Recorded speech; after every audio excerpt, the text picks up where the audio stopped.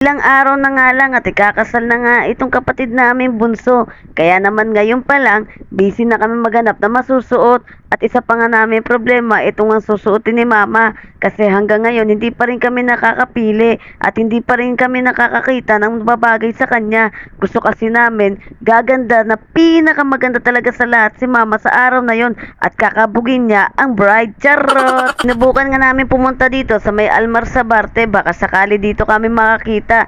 Tuwang-tuwa nga si mama neto kasi kasama na naman daw niya ang dalawang budol niyang anak. Charot! Buti na nga lang pag akyat namin sa may third floor, nakakita kami kaagad ng babagay naman kay mama at nagustuhan din naman ni mama yung kulay pati na rin yung disenyo. Kaya naman sabi ko kay mama, isukatin na niya to. Ma, dahan-dahan sa pagsukat ma, baka makasira tayo niyan, di pa natin bibili niyan, susukatin mo pa lang yan. Charot! At medyo mahaba nga kay mama yung una naming napili. Kaya sabi ko kay mama, mag-ikot muna kami at maghanap, baka sakali makita kami ng babagay at kakasya lang sa kanya para hindi na kami mamblema kung paano magpaparepair pa niyan. Kaya ito, naghanap ulit kami ni mama at sabi ko kay mama, subukan namin sa may second floor. Pagbaba nga namin, napansin ko maraming ang damitan, kaso para puro pambata naman. At sa may gilid naman neto, dito kami nagtry, nakita naman kami ng mga pang unisex at iba't ibang size ng mga damit at marami ding dress dito. At habang namimili nga kami, eto naman si papa, masyadong agad na miss si mama. Huwag ka mag-alala pa, sisiguraduhin namin na pinakamaganda sa lahat sa araw ng kasal ng iyong bunso si mama. Charot! Pagkatapos nga namin maglibot-libot at finally nakabili na rin si mama, salamat naman. Pero hindi ko muna ibubulgar kung ano yung nabili ni mama, surprise na yan sa araw ng kasal ng bunso. At pagkatapos nga namin makabili ng damit, dumiretso naman kami dito sa may Mercury Drug. Sobrang tagal nga sa loob, ang haba ng pila, nainip na nga rin ako at nilamig na rin sa tukas ng aircon. Kaya naman sabi ko kay mama, sa labas ko na sila hintayin. Maya-maya pa nga lumabas na nga sila at napag-usapan na nga namin na manangalian muna kasi nakaramdam na rin kasi yung tiyan ko ng gutom at nagwawala na nga yung mga bulati ko sa tiyan. Charot! Kaya naman sabi ni mama, kumain muna daw kami ng sinangag dito sa may Chowking. Sinangag talaga, charot. Hindi, ito lang talaga yung trip namin i-order kasi nagtitipid nga kami kasi sunod-sunod ang gastusin ngayong March.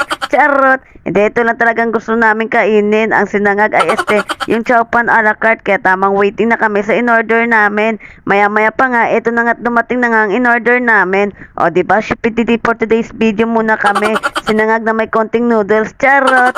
Ito lang pala yung in-order namin, ang chowpan a la carte at ang wonton mami a la carte. Pagkatapos nga namin kumain and finally busog-lusog na naman ang akin tiyan at ang mga alaga ko sa tiyan ay nagdiriwang na nga kasi busog na rin sila. Charot. Eto na nga't nagaya na nga kaming umuwi kasi pagdating naman ng hapon, si partner naman at ang hipag kong sinamahan ko naman maganap ng masusuot nila sa kasal. Eto na nga't may binalikan nga si partner dito kasi may nagustuhan nga siya at nakalimutan din namin biling kahapon kasi hindi na rin namin siya nabalikan. Kaya sabi ko kay partner, kinabukasan na lang. At ito na nga't hindi na nga napakauli si partner, hinawakan na kaagad niya, yung natipuan niya. Habang nagsusukat nga si partner, ito rin naman si hipag, hindi nagpauli sa pagpili. Dito nga pala kami namimili ng mga masusuot namin sa kasal.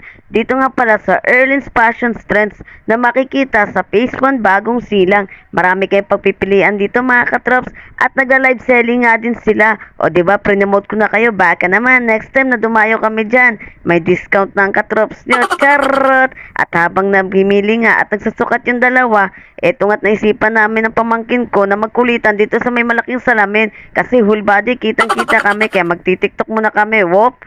Isa pa, tuwang-tuwa naman to pamangkin ko sa kalokohan. Basta kalokohan talaga, hindi to papatalo. One more, oink. O, diba, tuwang-tuwa talaga siya at nasarapan pa nga. Inulit-ulit pa nga. Nililibang ko lang yan para di mainip sa paghihintay. Pagkatapos nila makapili at makabili, nasusutin nila pang kasal, eto naman for the kalkal naman sila nang gagamitin nila para sa darating naming outing. For the swimsuit naman, ang kanilang peg. Kaya for the sukat sila, ayan, sige, halo kayo, halo kayo nyo ng todo. At finally, natapos na nga rin silang magkalkal at mamili ng mga gagamitin at susuotin nila.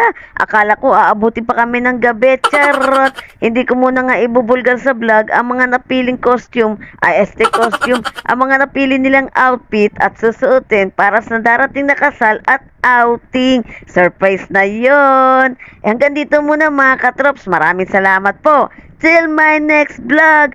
Bye-bye. See ya!